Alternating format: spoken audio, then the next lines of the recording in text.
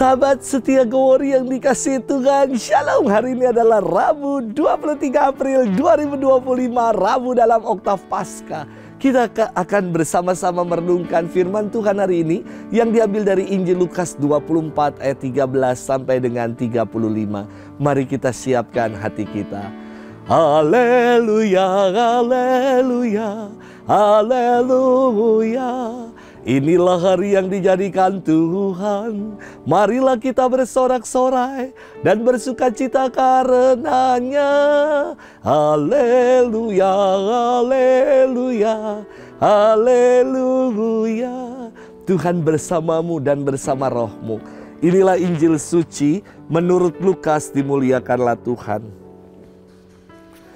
Pada hari Sabat sesudah Yesus dimakamkan, dua orang dari murid-murid Yesus pergi ke sebuah kampung bernama Emmaus yang terletak kira-kira 7 mil jauhnya dari Yerusalem.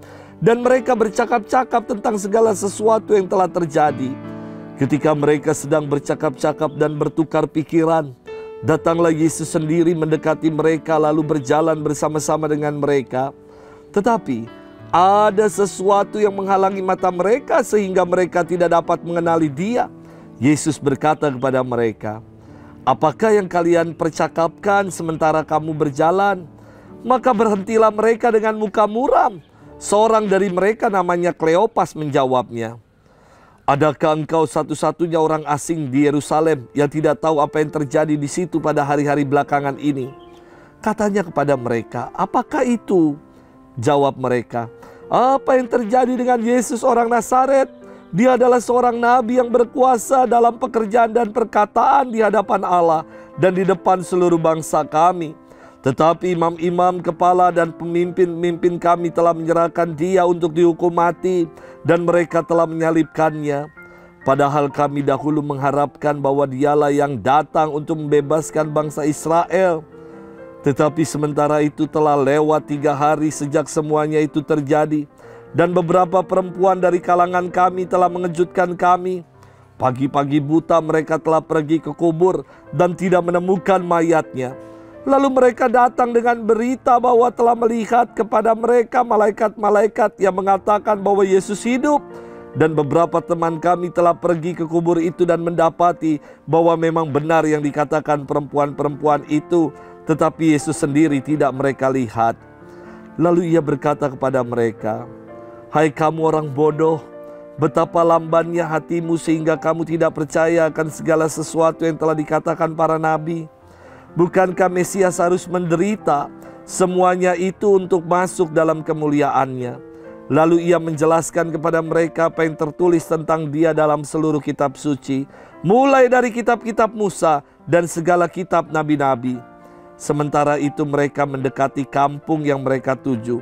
Ia berbuat seolah-olah hendak meneruskan perjalanannya, tetapi mereka mendesaknya dengan sangat, "Tinggallah bersama-sama dengan kami, sebab hari telah menjelang malam dan matahari hampir terbenam."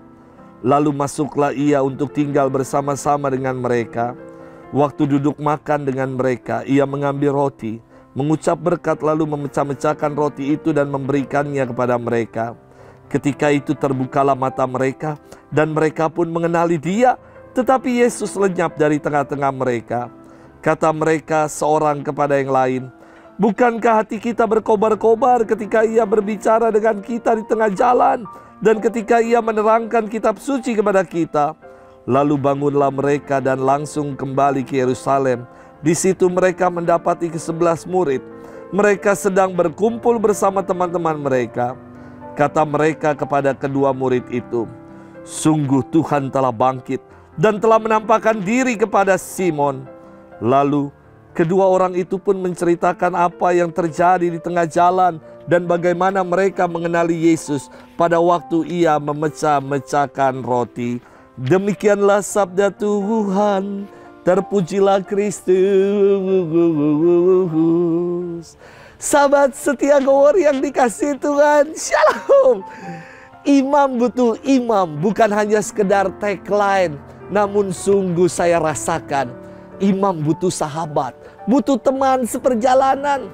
Untuk itu, kebersamaan dalam komunitas sepelayanan dan sepanggilan bagi saya sungguh penting.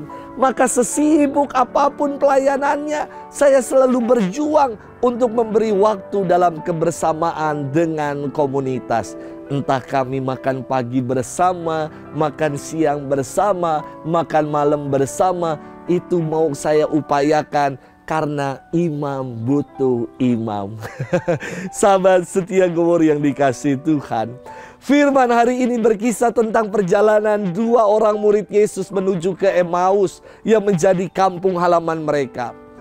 Dua murid ini terpukul dan sedih karena Yesus guru mereka mati di kayu salib. Tidak ada lagi gunanya mereka di Yerusalem, yang hanya akan mengingatkan kepedihan, kesedihan mereka saja.